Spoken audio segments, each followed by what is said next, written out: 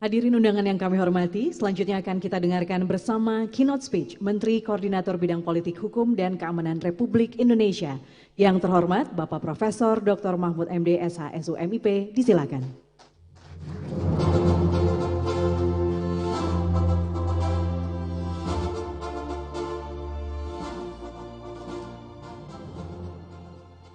Assalamualaikum warahmatullahi wabarakatuh. Yang terhormat Kepala BPIP Profesor Kiai Haji Yudian Wahyudi MPhD, Ibu Gubernur Jawa Timur Ibu Khofifah, Ibu Nyai Khofifah Indar Parawansa. Kalau ada kiai ada nyainya. Bapak Gubernur Daerah Istimewa Yogyakarta, Ngarso Dalem Sri Sultan Hamengkubuwono ke-10 beserta Gusti Kanjeng Ratu Emas. Beliau sebenarnya itu di etalase kepemimpinan nasional di atas karena beliau anggota DPD.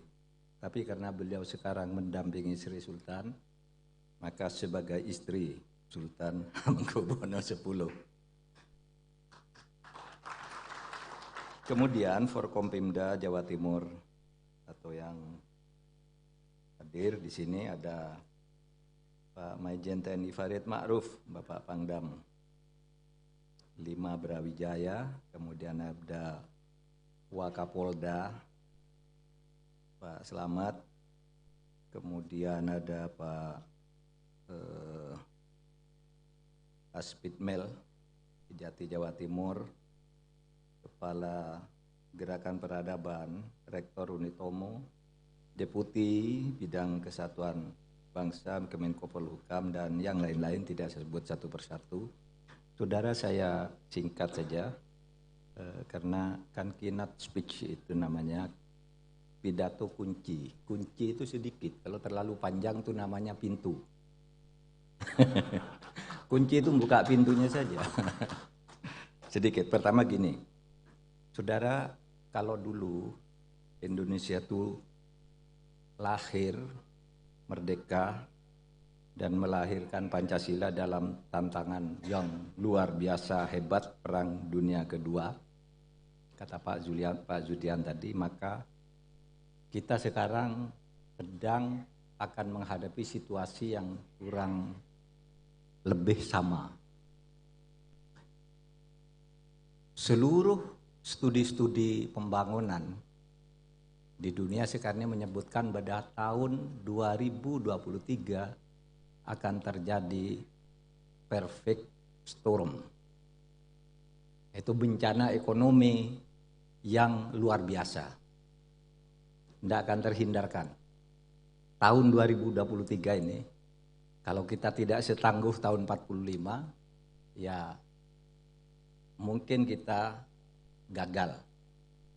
Dan itu jangan sampai terjadi. Apa yang terjadi di tahun 2023 itu akan terjadi resesi ekonomi dunia, inflasi di hampir semua negara, deflasi di hampir semua negara. Sekarang ini, saudara, di IMF, International Monetary Fund, IMF, itu sudah ada 16 negara yang harus mendapat bantuan dana dari IMF. 16 negara. 30 negara lagi antri yang belum tentu dapat. Artinya serius, kita belum antri sekarang. Kita akan berusaha agar tidak antri masuk di situ. Dan perhitungan 4 lembaga keuangan dunia, Indonesia ini dalam ancaman kemerosotan ekonomi yang serius. Apa? World Bank, IMF, kemudian OECD, Organization for Economic Cooperation Development, dan ADB, Asian Development Bank, itu menyatakan Indonesia sekarang ini paling tinggi angka pertumbuhannya 5%. Ini empat lembaga keuangan dunia. Sementara kita mentargetkan minimal 5,3. Itu pun sudah diturunkan dari angka sebelumnya. Tapi Bank Dunia dan 4 lembaga menyebut Indonesia itu akan turun. Nah, saudara, disitulah diperlukan ketangguhan kita. Pemerintah sekarang membuat undang-undang cipta kerja atau Perpu Cipta Kerja untuk mengantisipasi itu. Karena kalau kita terlalu bertele-tele sementara kebijakan harus dibuat sekarang untuk menghadang ancaman ekonomi tahun 2023. Kalau bertele-tele, berdebat lagi, negara harus bertindak cepat, dikeluarkan Perpu. Anda tidak setuju, datang ke DPR. Kita punya asumsi-asumsi untuk melakukan itu. Tidak puas DPR, ada MK. Tidak puas MK, ya tidak ada jalan lain, namanya kita bernegara. Di situ lalu kita kembali ke Pancasila sebagai pemersatu bangsa. Jangan pecah-pecah karena ini tantangannya berat ini. Jangan sampai kita mencari selamat sendiri-sendiri berdasar ikatan primordial masing-masing dan ingin saling mendominasi, itu berbahaya. Itulah perlunya kita bicara mengingatkan Pancasila itu sebagai ideologi pemersatu bangsa. Emang kita dulu dipersatukan oleh Pancasila, bayangin tadi ada 57 kerajaan di Indonesia yang disatukan. Kalau dipilah ke dalam suku, jumlahnya 1.360 suku, 17.504 pulau dipersatukan oleh ideologi Pancasila. Kita bersatu. Kita punya semangat yang sama. Saudara, saya sering mengemukakan lagu Indonesia Raya itu kan lagu kebangsaan. Itu sebenarnya kristalisasi dan di Indonesia kan dari semangat nasionalisme yang diajarkan oleh leluhur-leluhur kita. Saya katakan misalnya kalau NU nih, karena di Jawa Timur, apa tuh?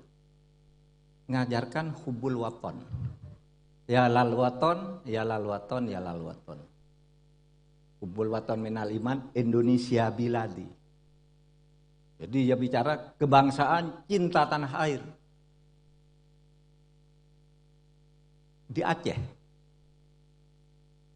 pada tahun 1930, 2 dekade sesudah Aceh dikalahkan oleh Belanda, itu sudah ada kata Indonesia dalam lagu berbahasa Arab. Karena Aceh kalah, Tengku Umar kalah, dikepuk, lalu mereka punya dendam melawan penjajahan. Maka mereka membuat lagu untuk anak-anak, setiap anak lahir tuh dinyanyiin lagu bahasa Arab. Ya abna'ana jinsana Indonesia. Ya abna'ana jinsana Indonesia. Kum min naumikum wandur ila waknikum. Hai anak-anakku, bangsa kita nih bangsa Indonesia. Sudah nyebut Indonesia. Tahun 1940.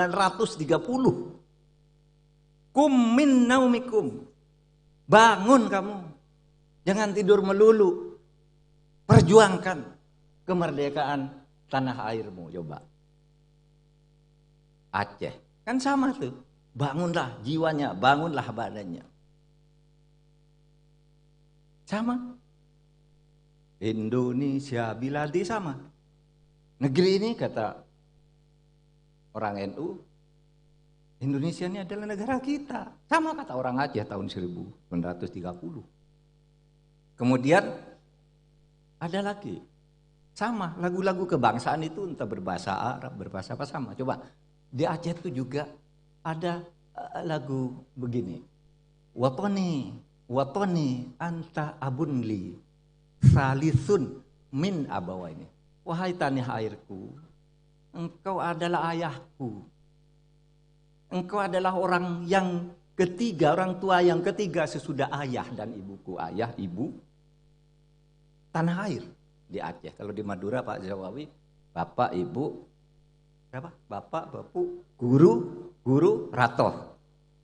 Di Aceh, ayah, ibu, tanah air. Waponi anta abunli salitun min abawaini, waponi anta hayati, wa muna nafsi wa aini. Coba, sama dengan Indonesia Raya tuh. Indonesia, tanah airku, ya begitu. Cuma dulu bahasa Arab di Aceh. Lalu dikristalisasi tuh lagunya NU, lagunya Muhammadiyah, lagunya orang Aceh, lagu daerah menjadi bangunlah jiwanya, bangunlah badannya, sama tuh. Sama, tanah airku Indonesia, negeri elo amatku, cinta, sama dengan lagu-lagu gitu. Nasionalisme kita dipersatukan. Tidak kita bicara lagi saya orang Aceh, saya orang Madura, saya orang Jawa Timur, orang Bugis, enggak, tapi Indonesia. Sehingga dikatakan tahun 1930, bayangkan 1930, hanya 2 tahun atau 1,5 tahun sesudah Sumpah Pemuda 2028 Oktober tahun 28, itu orang Aceh sudah langsung menyambut dengan lagu Waponi Anta Hayati, Jinsana Indonesia. Coba. Nah, oleh sebab itu saudara, Indonesia bersatu dari kebersatuan, terangkum dari kebersatuan itu tadi, dan sesudah merdeka ya kita bersatu. Ketika sedang goncang gitu ya, Yogyakarta yang ketika itu oleh pemerintah di dalam hukum tata negara disebut sebagai negara self-besturende landscapen. Ini daerah istimewa yang langsung punya hubungan dengan kerajaan Belanda, mendukung Republik, tidak mempertahankan ikatannya dengan Belanda. Itu Yogyakarta, daerah istimewa Yogyakarta. Kenapa? Karena merasa kita Indonesia, bukan Yogyakarta. Apa yang mempersatukan kita? Pancasila. Nah saudara, tantangan kita nih tahun 2023 ini sama ledakan dunia, perfect storm. Ya. Oleh sebab itu mari kita saya katakan kenapa Pancasila itu disebut sakti? Karena selalu menang. Sakti itu kalau di Jawa menangan, enggak pernah kalah, kebal gitu. Berapa kali Pancasila mau dilawan oleh pemberontakan, ditumpas. Melalui pemilu Pancasila menang lagi.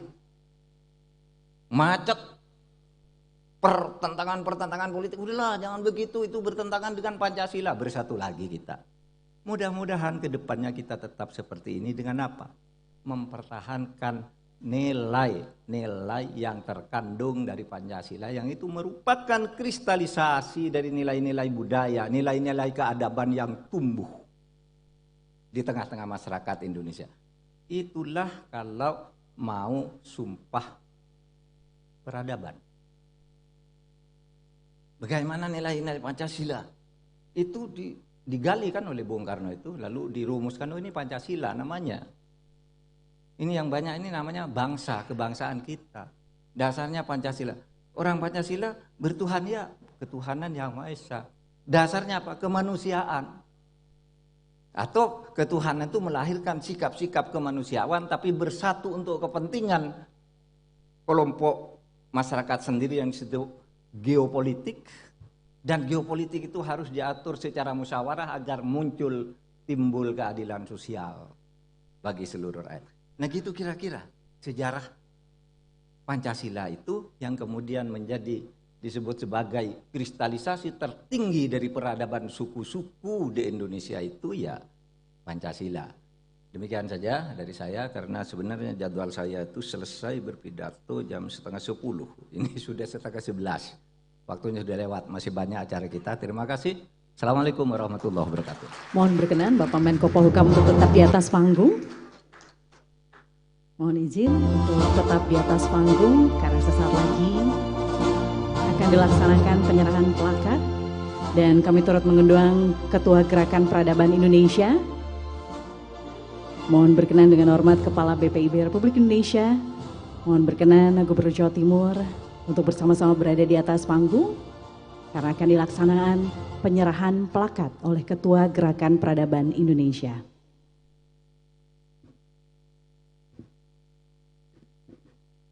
Penyerahan plakat oleh Ketua Gerakan Peradaban Indonesia kepada Menko Polhukam Republik Indonesia. Bapak Ibu boleh kita berikan tepuk tangan.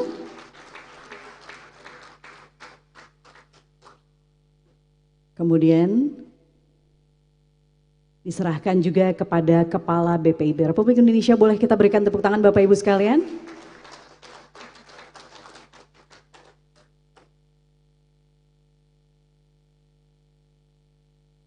Selanjutnya, Ketua Gerakan Peradaban Indonesia juga menyerahkan kepada Gubernur Jawa Timur. Berkenan untuk foto bersama.